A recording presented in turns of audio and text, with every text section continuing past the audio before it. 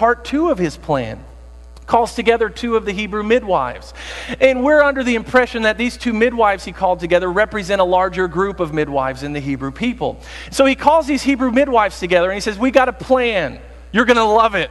We're going to kill your people. So they're not real thrilled about it, but he tells these Hebrew midwives, when they call you to help with delivering babies, we want you to look at the babies, if they're a male or if they're a female. If they're a male, kill the child. If they're a female, let them live, and we'll control the population this way. Well, the Bible says these 2 Hebrew midwives they fear God. They're great ladies. They go and say, sure, Pharaoh, that sounds perfect. And they go off and they don't do what he says. He gets a little upset about it, calls and says, why isn't the population dwindling when I've got this foolproof plan? How many of you know when you're against God, no plan is foolproof? So they come back and they say, the Hebrew women are not really like the Egyptian women. They pop babies out and they're back to work like that. Really, pretty much what they say. They're so quick at having children, we don't really get there in time to do anything. So Pharaoh then issues a law, a decree to all the land. And so in this, he's incorporating all of Egypt into his work. And he says this, he says, throw every newborn Hebrew boy into the Nile River. Every one. You may let the girls live. So I thought, and it plays in a little bit later, I thought I would put on display my incredible math skills this morning. Man, I'm not even hearing any laughter or anything, so I know you believe me. Actually, I'm going to take a lot of liberty with math this morning, but I'm going to walk you through my process. Really, what I was interested in, because we're talking about 2 different events where children die in this story. And so I thought I'm going to compare and contrast, and I want to see if I can figure out, and you're going to be wowed, and you're going to leave with just a new appreciation of your pastor. And I want to figure out how many children, how many kids, this is infanticide, population control by killing newborns, how many kids were affected by this. So I thought I'd go down this road, which is a dangerous road, I do want to tell you. And you're going to have to allow me because we only have so much information. And to me, most of the time, 1 + 1 = 2. But if there's a plane flying in the air, I may lose track, and it might be 3 or 4. So, at any rate, Exodus 12:37, the first number we're presented with that we can get a start from. That night, the people of Israel left Ramses and started for Succoth. There were about 600,000 men, plus all the women and children. So this is our only starting point. It's our only number we can really start with. When they left, 600,000 men, does not include women and children. So my brilliant powers of deduction have led me to this. Men and women, so if you're going to have 6 kids and your name is Kugel, all 6 will be girls. But for the averages, let's just talk. For averages, they're going to be about half and half. 3 boys, 3 girls. So of those 600,000 men, 1 out of 3 of them would have been firstborn males. We take from the text, firstborn males. And so there should be 200,000 firstborn males that left Egypt. Make sense? Follow me this far? Now, I have to take a little jump here.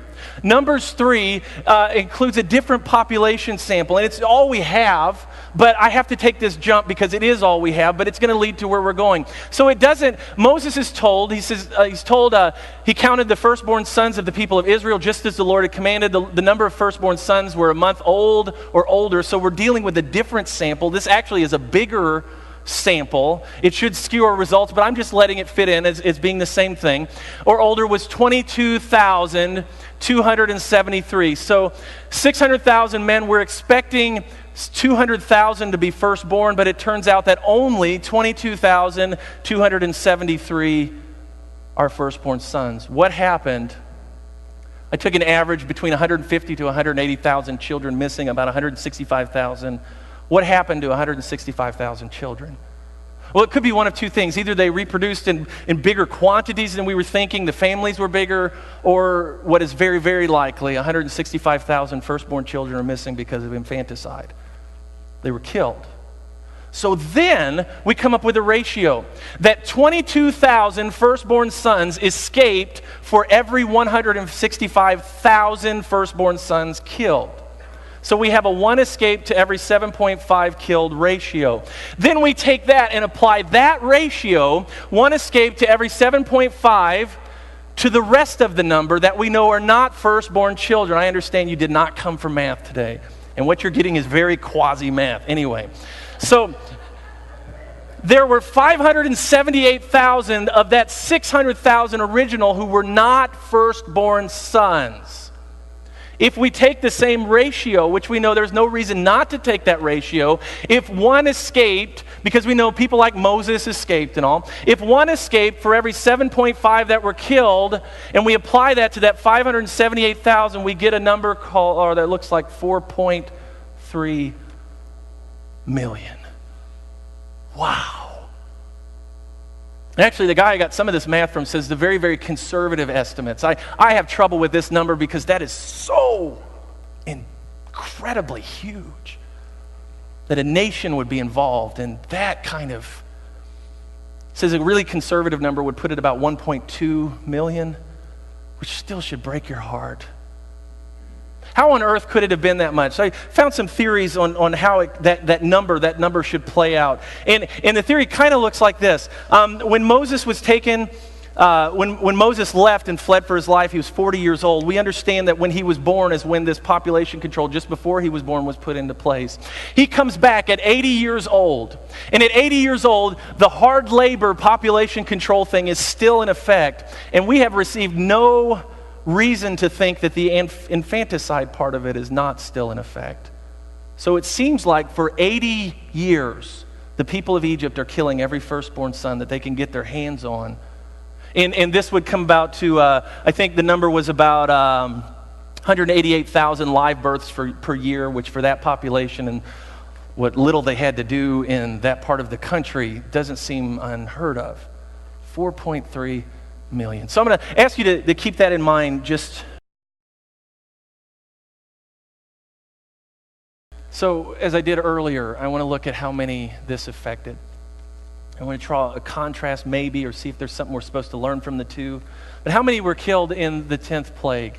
So we go back, and I'm going to do, and I actually feel better about my math here, even though you could see from earlier that it wasn't really unreasonable to get to the number that I got to. But we know here it's firstborn sons. We know that 50% of households were firstborn females. So those households are eliminated because their firstborn are not sons, they're daughters. So we'll automatically cut the number by 50%. Then their infant mortality rate back then was extremely high. And if we know anything from history, we think it's about 50%. I'm going to use that as kind of a number, even though it could be just above or just below. But 50% eliminates another half. So we're now down, if anybody's following me, to 25% of the households in Egypt would be affected by this. It's also just parents, or just children, not parents. We understand the head of households and all were not affected by this plague. So just children, not parents. And if the average family that I took earlier, we know the Egyptian families must have been smaller for the Hebrew families to grow like they have, but we'll give them the same average. Average of 6, that would be 3 boys and 3 girls. The firstborn of every family would be 16%. But that includes the girls. If we half that number, the firstborn boys of every family would be 8% of the households in Egypt are now affected by this plague. If you reduce that number because of infant mortality, we're now down to 4 out of every 100 unmarried sons were affected by this plague. Population just after this time was about 2.4 million. It probably should be smaller at this time, but I'll even give it a little just so we're not making numbers look like, I want them to or something. Population of 2.4 million, that means 69,000 children died in this plague. Very significant. And we're left wondering, why would God do that? Would a loving God, I love when we ask that, like we're masters of everything and know everything. I can't serve a God who would do this. Oh, aren't you special? I am. There's some things about God that we just should hold in reverence and give him the benefit of the doubt. But let's look at this. What's really going on in the plague? How many were killed in the plague? And I think the answer is very clear from Scripture: enough to get Pharaoh's attention. The number is not about God as much as it is about Pharaoh. God gave him 10 chances to listen. 10 chances. And he kept speaking louder each time. A little bit louder. It's going to hurt your crops now. It's going to hurt your livestock. It's going to hurt your this. And he keeps speaking louder and louder and louder. And Pharaoh continues to not listen. And finally, God has to do something significant enough. Well, those are innocent. Well, they were all involved in killing the Hebrew children. But this wasn't about revenge either. Because 69,000 does not equal 4.3 million. Or even the conservative 1.2 million. This isn't about revenge. This number is all about Pharaoh. How loudly does God have to speak before you listen, Pharaoh? Maybe makes us ask the same question. How loudly does God have to speak to get your attention?